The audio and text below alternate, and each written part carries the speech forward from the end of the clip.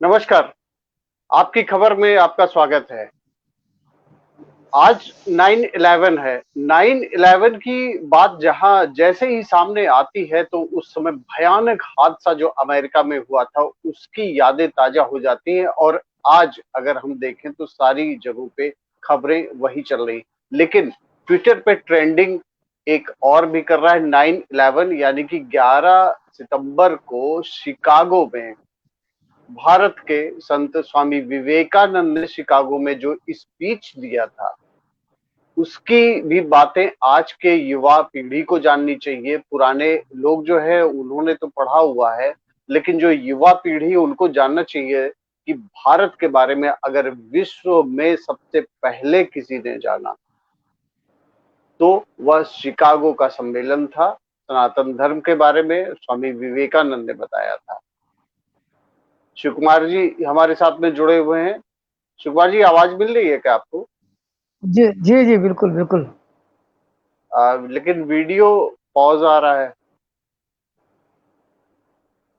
नहीं, video on है। Video on है, मेरा भी आ रहा है आपको? जी जी, आ रहा। अच्छा, तो शिव कुमार जी ये जो शिकागो में सम्मेलन हुआ था जहां धर्म संसद हो रही थी और विश्व में पहली बार सनातन धर्म के बारे में, भारत के बारे में स्वामी विवेकानंद ने बताया था और वह स्पीच आज भी लोगों को याद है। ट्विटर पे अगर नजर डाले तो आज ट्रेंड कर रहा है।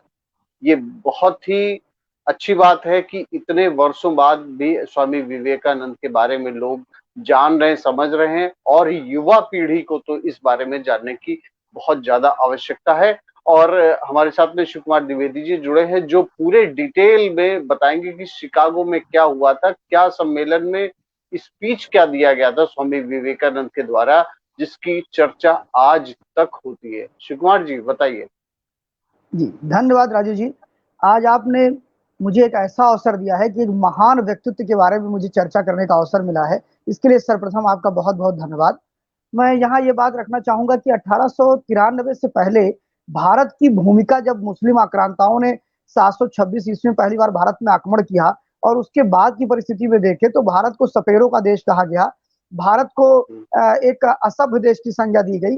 बल्कि दुनिया में ये पता है कि तीन ही सबसे बड़ी सभ्यताएं थी: मोसोपोटामिया सभ्यता, सिंधु घाटी सभ्यता और मिस्र सभ्यता। इसमें मोसोपोटामिया सभ्यता का नामो निशान नहीं है, मिस्र सभ्यता का कोई नामो निशान नहीं है। लेकिन सांस्कृतिक रूप से आज भी सिंधु सभ्यता जागृत है, सिंधु सभ्यता प्रदर्शित है। मैं इसका श्रेय अगर किसी को देना चाहूंगा कि दुनिया में जो ईसाई कल्चर था, जो मुगल कल्चर था, जो भारत को हे दृष्टि से देखते थे, आज वो परिवर्तन इस रूप में आ चुका है कि आज पूरे 1893 में नरेंद्र, यानी कि नरेंद्र दत्त जिनका नाम था, आदरणीय विवेकानंद जी का, उन्होंने जाकर के एक बहुत ही बड़ा काम किया शिकागो धर्म सम्मेलन में। और हम यहाँ एक चीज बताना चाहेंगे कि शिकागो धर्म सम्मेलन में जब विवेकानंद जी पहुंचे तो उनके शब्द सुनिएगा, कितने सार्वभौमिक शब्द थे। और जो आज की समस्या है कमोबेश वही समस्या उस समय भी थी, उन परिस्थितियों में भी थी। और जिस प्रकार हमारे प्रधानमंत्री नरेंद्र मोदी जी यूएनओ में जाकर के आतंकवाद को लताड़ रहे थे, उसी तरह हमारे नरेंद्र दत्त नाथ और साथ में हमारे विवेकानंद जिनका नाम था, उन्होंने भी उसी प्रकार लताड़ा था। कम शब्दों में कैसे पूरी बातों को रखा जाए, अगर यह किसी से सीखना हो तो मुझे लगता है कि विवेकानंद जैसे महान विद्वान से सीखा जा सकता है कि उन्होंने कम शब्दों में कहा। और उनका प्रारंभ जो स्पीच की हुई थी उसके पहले शब्द से जो तालियां बजी थी वो लगभग 3 मिनट तक गूंजती रही थी। और सिर्फ उन्होंने इतना कहा था, मेरे प्यारे अमेरिकन भाइयों और बहनों।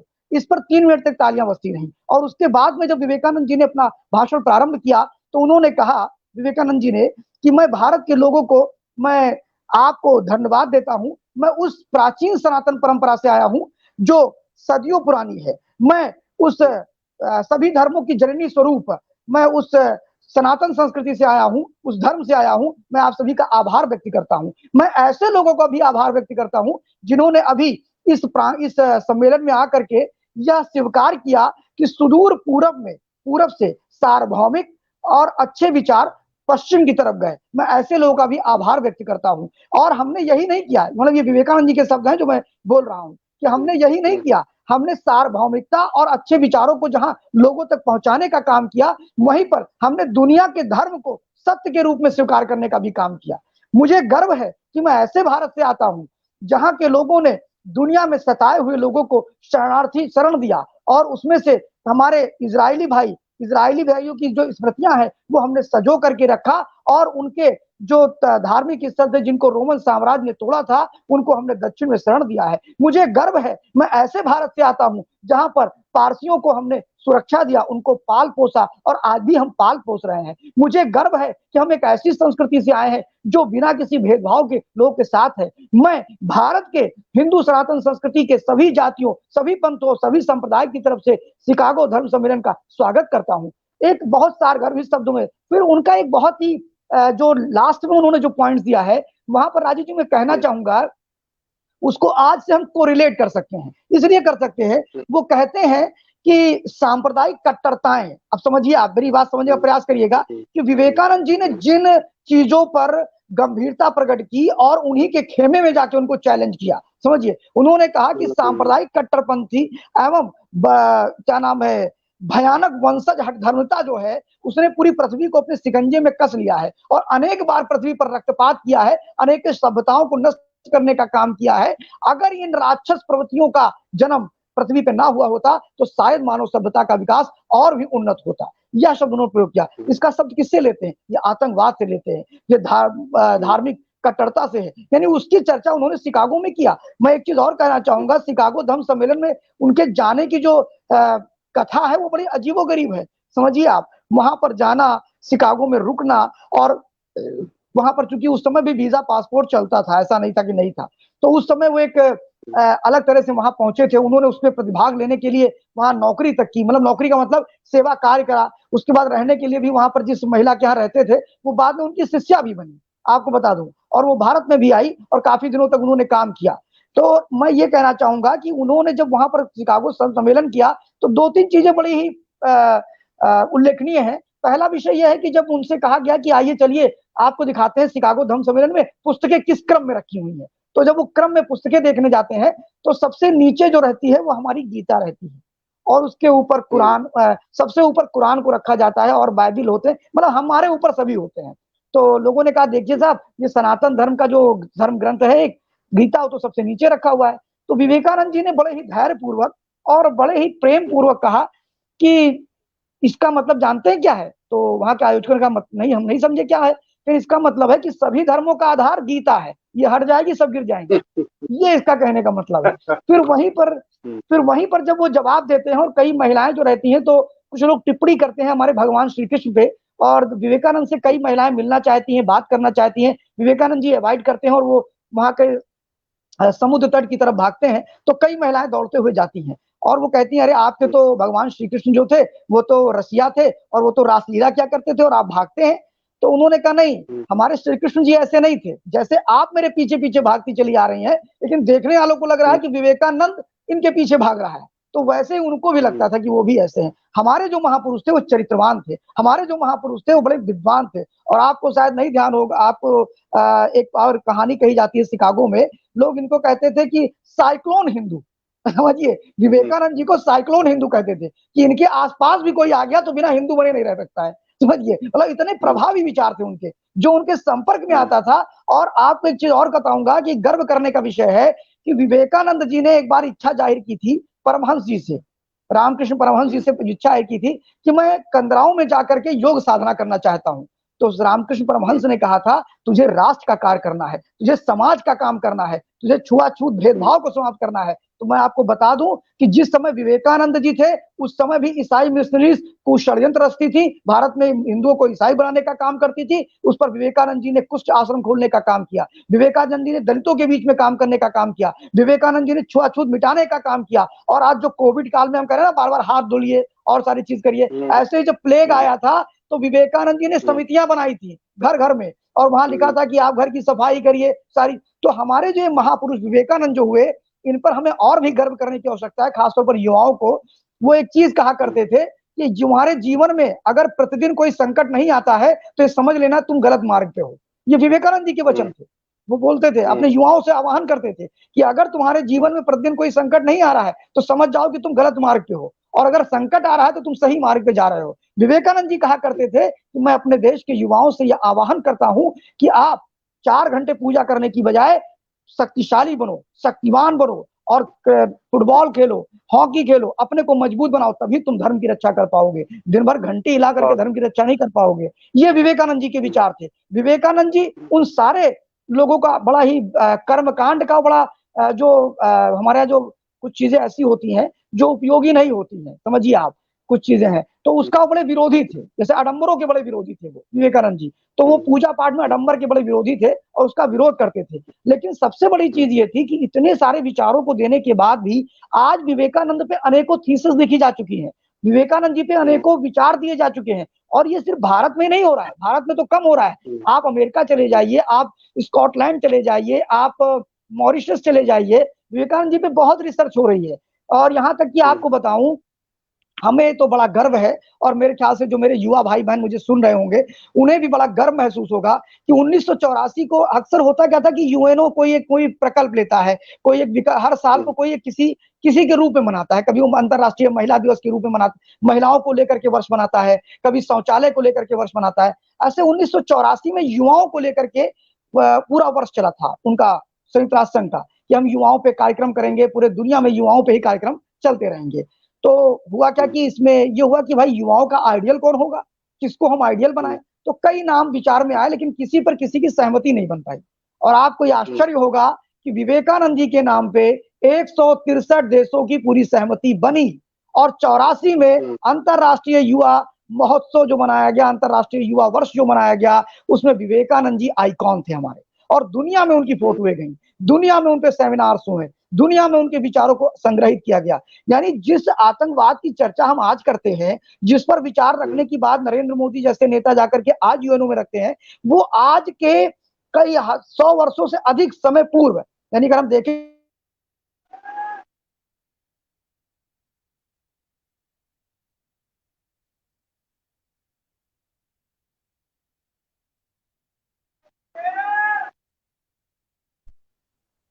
हाँ राजू जी सुनाई पड़ रहा? हाँ आई, बीच में आवाज ब्रेक हो गई थी आपकी। जी जी, तो मैं ये कहना चाहता हूं कि लगभग अगर हम देखें तो 127 वर्ष पहले विवेकानंद जी ने इन सारे चीजें जो आज हम देख रहे हैं, चाहे वो नक्सलवाद हो, चाहे वो आतंकवाद हो, चाहे वो ईसाई मिशनरीज का धर्मांतरण का काम हो, उनके घर में खड़े होकर के उन्होंने चैलेंज किया, समझिए आप। और वहां पर इन शब्दों को उठाया जिनको उठाने से लोग डरते हैं। और विवेकानंद जी अच्छा की देन ये है बताइए, जी ये बताइए, ये जो एक टापू पर जाकर इन्होंने साधना किया था उसका क्या मतलब था? हाँ बिल्कुल से ये आप जब जाएंगे विवेकानंद इंटरनेशनल रॉक मेमोरियल जो बना हुआ है कन्याकुमारी पे, तो उन्होंने वहां पर जी। साधना की थी। बेसिकली विवेकानंद साधक थे और उनके पिता और माता उन्हें भगवान जब विश्वनाथ, काशी विश्वनाथ में आए थे दर्शन करने, तो उनके कोई पुत्र नहीं था, तो उन्होंने पुत्र की बात करी थी कि मुझे पुत्र मिल जाए तो मैं उसका नाम नरेंद्र रखूंगा। और उन्होंने विवेकानंद जी को लोग शिव का अंश भी मानते थे कि शिवांशी है ये, और रामकृष्ण परमहंस को राम का अंश माना गया है। तो विवेकानंद जी एक साधक थे और उन्होंने विवेकानंद मठ जो गोवा में है वहां पर उन्होंने, सॉरी कन्याकुमारी में, तो वहां पर उन्होंने साधना किया था। आज वहां बहुत बड़ा तो अंतरराष्ट्रीय, वहां पर अंतरराष्ट्रीय, वहां आज भी विवेकानंद से प्रेरित होकर के एमटेक बीटेक किए हुए लड़के और बड़े ही विद्वान युवा अपनी पूरी जवानी वहां दे रहे हैं देश के काम में। आज आपको जान के आश्चर्य होगा कि नरेंद्र मोदी जी जो बहुत सी रचनाएं बताते हैं और बहुत से काम करते हैं, वह सरकार भी उनसे एक बार राय लेती है कि हमें क्या करना चाहिए, कैसे हम सिचुएशन बनाते हैं, क्योंकि वहां आईएम इंस्टीट्यूट के बहुत से लड़के हैं जो अपना पूरा जीवन ये विवेकानंद आपने के विचारों को बहुत इंपॉर्टेंट बात ये बताई, क्योंकि शिकागो के सम्मेलन में जो कुछ भी स्वामी विवेकानंद ने कहा ये तो चर्चा में रहता है, लेकिन आखिर में पावर सेंटर जो है, जहां से पूरी पावर मिलती, जहां रिसर्च होते हैं, अगर सरकार ये काम करती जा रही है, रिसर्च वहां पे जो सुपर फाइन ब्रेन है इंडिया के, वहां अगर जाके रिसर्च कर रहे हैं और वही आउटकम आ रहा है, इंडिया में जितनी भी पॉलिसीज आ रही है, तो उसमें कहीं ना कहीं उनका हाथ होता होगा, कुछ रिसर्च करते होंगे, कुछ सरकार को वो बताते होंगे, सरकार उनसे कुछ पूछती होगी। तो एक तरीके से R&D जो है, रिसर्च एंड डेवलपमेंट का जो काम है, वो ऐसे जगहों पे हो रहा है। ये आपने बहुत ही महत्वपूर्ण बात बताई है। और जो युवा है, जो थिंक टैंक है हमारे पास, उनको भी इन सब चीजों के बारे में पढ़ना चाहिए, समझना चाहिए। और सबसे बड़ी बात ये है कि इंडिया का कल्चर देखिए कि 9/11 पे एक कल्चर के लोग जाके अमेरिका में हमला करते हैं, और वही 9/11 शिकागो में माना जाता है, जब धर्म संसद में पूरे विश्व को बताया जाता है कि सनातन धर्म है क्या। टॉलरेंस की अगर बात कहीं कहीं सबसे पहले अगर उठी, तो टॉलरेंस की बात स्वामी विवेकानंद ने उठाया। और जो युवा है उसको आज समझने की बात है। आपने ये बहुत महत्वपूर्ण बात बताई।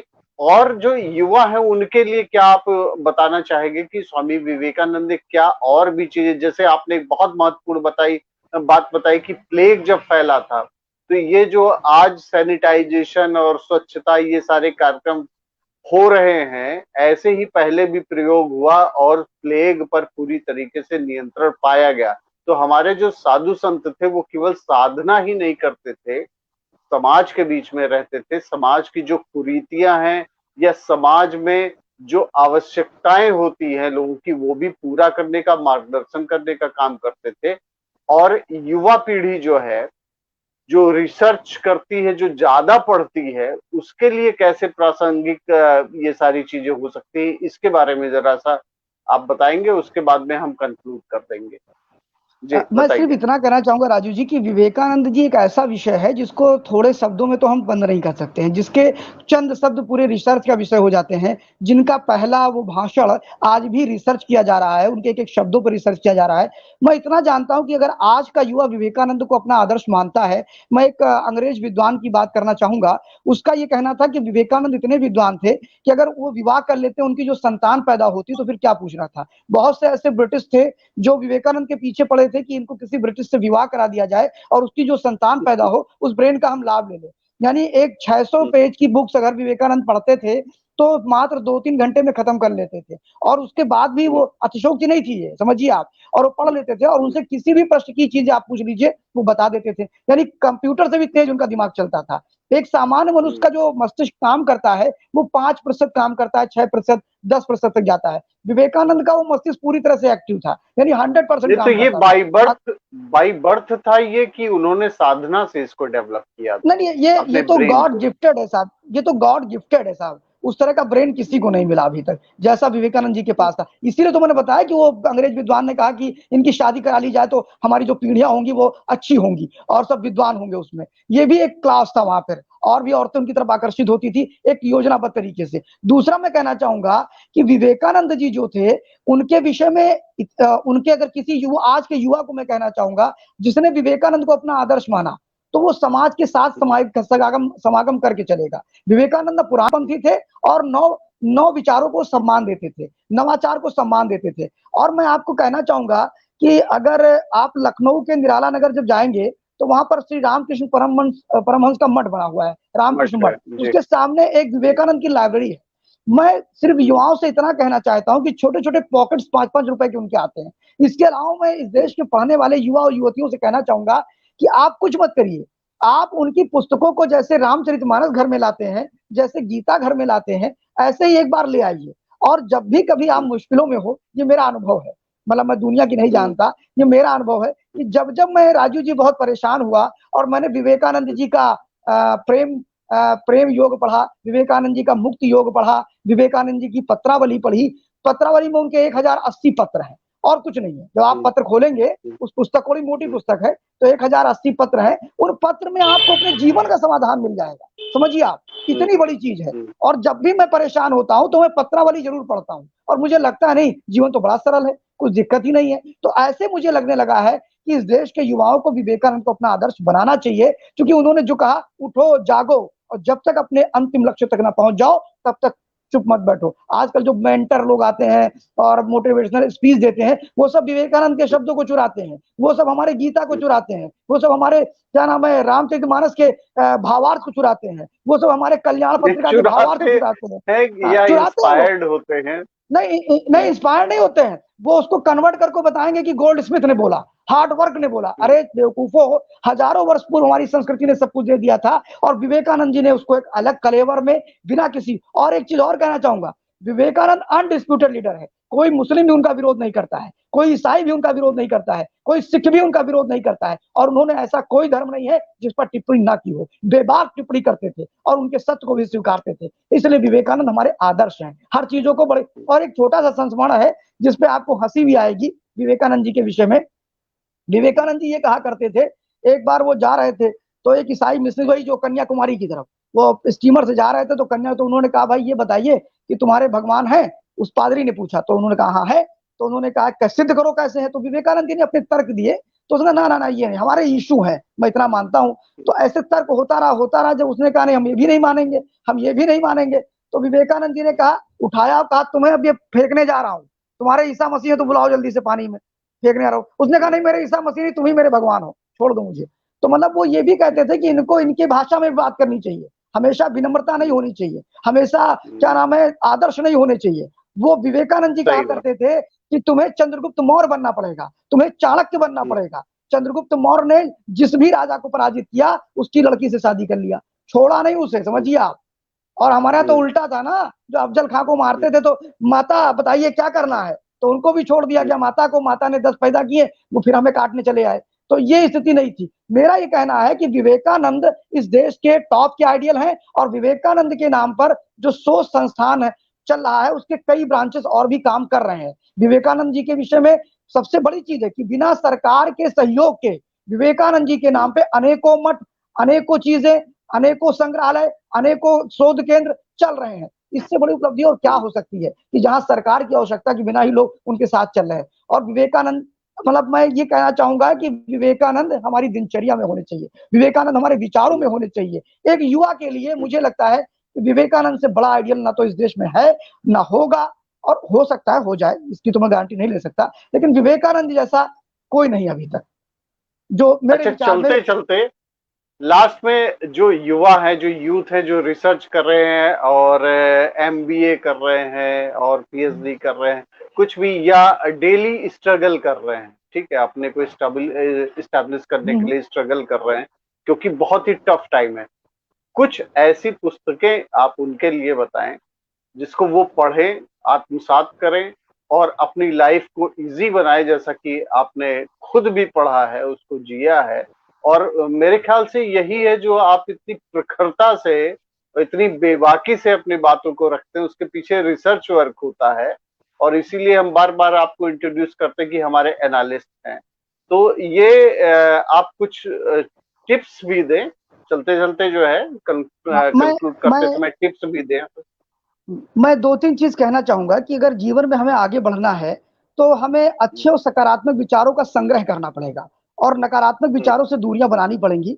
और सकारात्मक विचार अच्छे महापुरुषों की पुस्तकों से आती हैं। और साथ में हम जब समाचार पत्रों को पढ़ते हैं तो हमें ये देखना है कौन सी चीज हमारे काम की है, और लाइब्रेरी के प्रति हमें जागरूक होना चाहिए। जब तक हम स्वाध्यायी नहीं होंगे तब तक हम बहुत आगे नहीं जा सकते हैं। और किसी भी विचार के प्रति दुराग्रह भी नहीं रखना है, समझिए आप। जरूरी नहीं कि हम विवेकानंद जी को मानते हैं तो हम किसी अन्य विचारों को नहीं पढ़ेंगे, हम उनको भी पढ़ेंगे, लेकिन ये तय करना है कि हमें कहाँ जाना है। क्योंकि विवेकानंद एक उच्च आदर्श के रूप में उन्होंने करके दिखाया है। वो हमारे एक ऐसे महापुरुष हैं जिन्होंने जीवन जी के बताया है कैसे जिएंगे। इतने बड़े मठ के मालिक, इतने बड़े अनुयायी, इतने बड़े बड़े लोग उनको जानने वाले, फिर भी वह भौतिकता से कोसों दूर थे। वो एक धोती और एक धोती लपेट के चलते थे।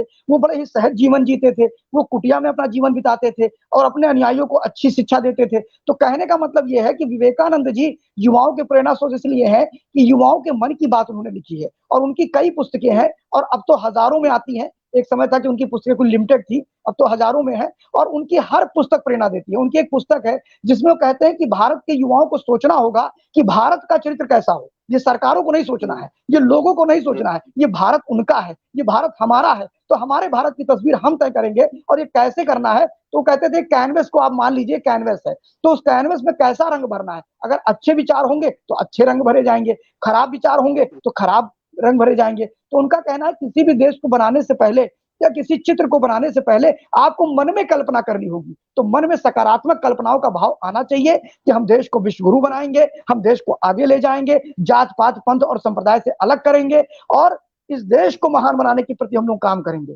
संप्रदाय को महान नहीं बनाना है, समझिए आप, अन्य को महान नहीं बनाना है। वो महानता का बोध हमारे राष्ट्र के बोध में आना चाहिए। इस प्रकार की बातें उनकी हैं। और भी बहुत से दिनचर्या को लेकर के, हमारे आचरण को लेकर के बहुत से ऐसी बातें हैं जो हम पुस्तकों को पढ़ेंगे तो आएंगे। कभी कभी बच्चों को पुस्तक पढ़ने का मन नहीं करता है और इतना समय नहीं होता है क्योंकि जो कंपटीशन में होते हैं, तो कोई बात नहीं है, एक पुस्तक, उनकी पतली पुस्तकें भी आती हैं जब आप जाएंगे विवेकानंद जी के, और खासतौर पर रामकृष्ण मठ पे अथेंटिक पुस्तकें होती हैं जिसमें अनारगल चीजें नहीं होती है, यानी कुछ ऐड नहीं किया जाता है, जो पहले से होता है वही। और अगर उनको सच में पढ़ना है तो उनकी 6-7 मोटी बुक्स हैं, उनको आप ले आइए, जिसमें पत्रावली उनकी पढ़िए तो और मजा आएगा कि उन्होंने ओसलंगा को क्या लिखा, उन्होंने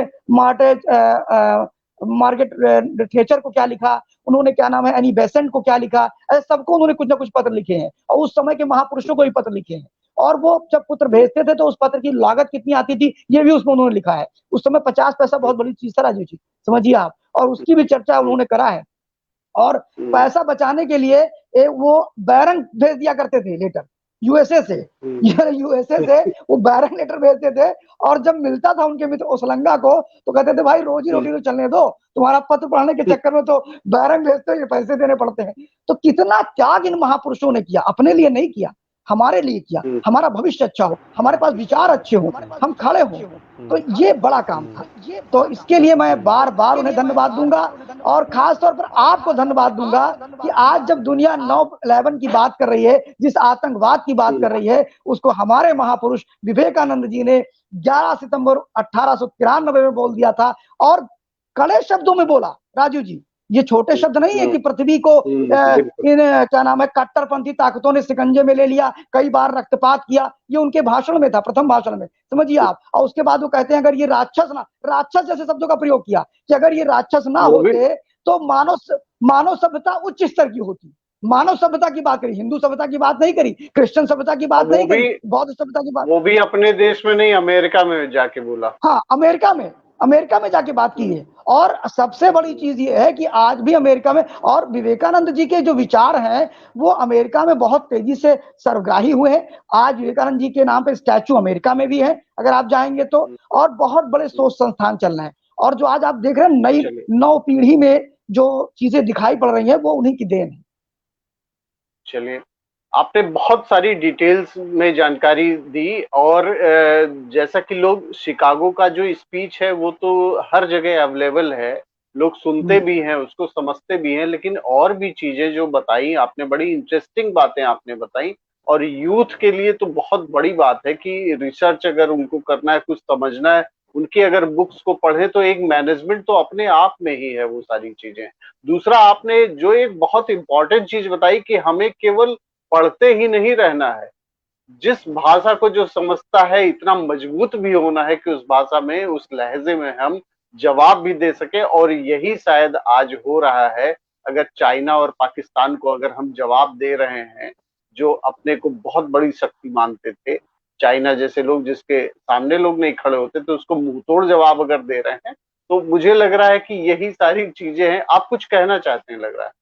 मैं इस पर भी एक बात कहना चाहूंगा, विवेकानंद जी ने युवाओं को कभी भी ये नहीं कहा कि आप 2 घंटे बैठ करके पूजा करिए, 4 घंटे बैठ के। जो भी आपने शक्ति की बात करी, तो विवेकानंद ने युवाओं का आह्वान करते हुए कहा कि ये शरीर शक्तिशाली बनाओ, और शरीर जब शक्तिशाली होगा तो मन शक्तिशाली होगा, और मन जब शक्तिशाली होगा तो आत्मा शक्तिशाली होगी, और जब आत्मा शक्तिशाली होगी तो सफलता के तुम उरूज पे होगे, और तभी तुम इस देश की रक्षा कर सकते हो, और तभी तुम अपनी रक्षा कर सकते हो, तभी तुम इस धर्म की रक्षा कर सकते हो, और तभी तुम अपने को बना सकते हो। तो उन्होंने पहले शरीर के स्वास्थ्य, शक्तिशाली बनने की प्रेरणा उन्होंने शुरू से दी है। कभी युवाओं से नहीं कहा कि तुम सोचो भगवान आएगा तो हमें बचाएगा ना, ये कॉन्सेप्ट विवेकानंद जी का था ही नहीं। उन्होंने कहा ये अकर्मण्यों का कॉन्सेप्ट है, आध्यात्मिक क्षेत्र हमारा अलग है, लेकिन पहले तुम मजबूत बनो। वो फुटबॉल खेलने की बात करते थे, वो शतरंज खेलने की बात करते थे, और वो जो आउटडोर गेम है उन पर ज्यादा बात करते थे। और आप देखिए विवेकानंद, अभी आप मठ पे जाइए, मैं तो बहुत जाता था, एक पलक बसु जस्टिस रहे हैं लखनऊ में हाई कोर्ट के, आपने नाम सुना होगा, पलक बसु, जो अभी बाबरी मस्जिद में भी पक्ष को बने थे, क्या नाम है, समझौता करा रहे थे। तो वो मुझे वहां रोज मिलते थे, जब मैं निराला नगर में रहता था तो वो मुझे अक्सर मिल जाया करते थे। तो वहां पर जब मैं बैठता था तो उनसे भी यही बात होती थी, और वो भी यही कहते थे कि विवेकानंद जी ने कहा है शक्तिशाली बनो। देखिए कभी भी आप जब विवेकानंद मठ जाइए तो वहां इस प्रकार की पूजा नहीं होती कि 4 घंटे होगी, एक नवरात्रि को छोड़ करके। नवरात्रि में मां भगवती की जो आराधना की जाती है, तो चूंकि वो उस पीठ से जुड़े रहे हैं, और रामकृष्ण परमहंस जो है वो उनके गुरु थे, और उन्होंने उनसे एक प्रश्न किया था, यहाँ पर मोक्ष और की बात आती है, तो जब रामकृष्ण जी अस्वस्थ हो गए तो विवेकानंद जी उनके पास पहुंचे और अपने गुरु की सेवा में लग गए। तो उन्होंने एक प्रश्न किया, सोचिए विवेकानंद जैसे महान व्यक्तित्व ने प्रश्न किया रामकृष्ण जी से और कहा कि गुरुदेव मुझे बताइए कि राम और कृष्ण जो थे वो क्या अलग अलग थे? प्रश्न सुनिएगा, क्या राम और कृष्ण अलग अलग थे? क्या वो जीव, क्या वो ईश्वर के अंश थे? तो उन्होंने कहा कि परमहंस जी ने कहा कि जो राम और कृष्ण की देह में जो था वही इस राम और कृष्ण की देह में, समझिए आप। और वहां पर एक ये घास लगी हुई थी, तो जब घास को लोग काटते थे तो एक संत की संवेदनशीलता देखिए कि जब घास काटा जाता था तो उन्हें पीड़ा होती थी रामकृष्ण जी को और विवेकानंद जी रोने लगते थे। ये एक गुरु शिष्य की परंपरा थी। तो कहने का मतलब था कि हम एक महान विभूतियां इस देश में पैदा हुई जिनका हम जितनी भी चर्चा करें वो कम है, क्योंकि रामकृष्ण परमहंस जी जो थे उन्होंने साक्षात माँ काली के दर्शन कराए थे विवेकानंद जी को। विवेकानंद जी पहले आस्तिक नहीं थे, विवेकानंद जी की धर्म में कोई आस्था नहीं थी, विवेकानंद जी सपाट बोलने वालों में से थे। और चूंकि उन्होंने जब बीकॉम कर लिया तो हर माता पिता की इच्छा थी, भाई उनके पिता भी नहीं रह गए थे, कहा 3 बहनें हैं, करोगे क्या, कुछ करो जाकर के कमा के लाओ। तो अब बेचारे बड़े परेशान, जहां नौकरी ढूंढने जावे नौकरी भी ना मिले, बड़ी दिक्कत। तो वो पहुंचे तो एक संत से उन्होंने कहा कि भगवान के दर्शन कराओगे? अक्सर वो संतों से पूछा करते थे। तो एक संत बड़ा पहुंचा हुआ था, उसने कहा जा दक्षेश्वर काली में रामचंद्र परमहंस है, वो तुझे दर्शन करा देगा, जाके वहां मिल जा करके। तो वो कलकत्ता के उस गली में पहुंचे जहां दक्षेश्वर महाकाली का मंदिर था। वो पहुंचे तो उन्होंने परमहंस जी से कहा कि भगवान के दर्शन कराओगे? कि हाँ करा देंगे। तो कहीं कराओ, कहीं इतनी आसानी से कर लोगे? अरे कोई मेहनत करोगे कि ऐसे कर लोगे, फ्री में दर्शन करोगे? कहीं मेहनत क्या करना, कहीं रोज यहाँ पे आया कर, जो मैं बताऊं वो करा कर। वो रोज बुला लेते थे, वो शाम को बैठ जाया करते थे। करते करते करते एक लंबा समय बीतता गया। उन्होंने कहा महाराज आपने हमें बेवकूफ बना दिया। ये विवेकानंद जी, मतलब नरेंद्र थे उस समय, विवेकानंद नहीं थे। तो उन्होंने कहा महाराज आपने हमें बेवकूफ बना दिया, यानी अब कुल मिला करके हमें दर्शन नहीं कराएंगे। तो उन्होंने कहा जी अच्छा ये बता दर्शन कराऊंगा तो करेगा क्या? कहीं मैं नौकरी मांग लूंगा, समझिए आप, मैं नौकरी मांग लूंगा उनसे। तो उन्होंने कहा अच्छा, तो कहीं तू ज्ञान और भक्ति और वैराग के लिए पैदा हुआ है, तू नौकरी के थोड़ा पैदा हुआ है। तो उन्होंने कहा नहीं महाराज एक बार दर्शन करा दो, 3 बहनों की शादी करानी है और बड़ी दिक्कतें हैं और मैं चाहता हूं कि एक बार नौकरी मांग लूं। तो उन्होंने कहा ठीक है, आज रात को चला आना, माँ काली तेरे हाथ से स्वयं भोग का प्रसाद अर्पण करना और वो स्वयं खाएंगी। उन्होंने कहा ठीक है। तो विवेकानंद जी को भी विश्वास नहीं था कि ऐसा कुछ होने वाला है। जब वो पहुंचे उन्होंने कहा देख जो तूने सोचा है वो मांग लेना। तो उन्होंने कहा ठीक है। जैसे ही रात के 12 बजे उन्होंने कहा जाकर के भोग लगा, दरवाजे को बंद किया। पर्दा डालते हैं भोग लगाते समय हमारी सनातन परंपरा में कि दूसरा कोई ना देखे और स्वयं भोग लगाने वाला भी बाहर आ जाता है बाहर रख करके।